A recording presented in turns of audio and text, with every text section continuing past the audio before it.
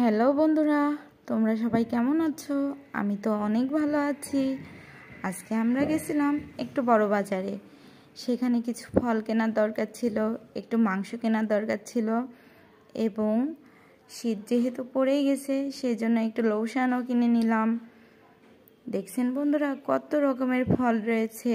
ফলগুলো দেখেই লোভ লেগে যায়, কিন্তু ফল আর খেতে ভালো লাগে না। এই যে পেঁপে দেখে নিচ্ছিলাম, পেঁপেটা আমাদের ছোট্ট বাচ্চাটা খুব পছন্দ করে। এবং এখানে ছিল তাল, কমলা লেবু, ড্রাগন, তরমুজ, আনারস। এগুলো খেতে আমার একটুও ভালো লাগে না, তবুও খাই স্বাস্থ্যের কথা ভেবে। তো আজকের মতো এই পর্যন্ত বন্ধুরা।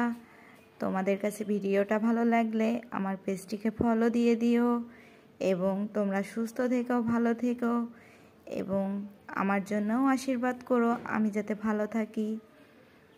তো টাটা বন্ধুরা, দেখতে থাকো। এই যে আমরা এখন বেরিয়ে যাচ্ছি বড় বাজার থেকে।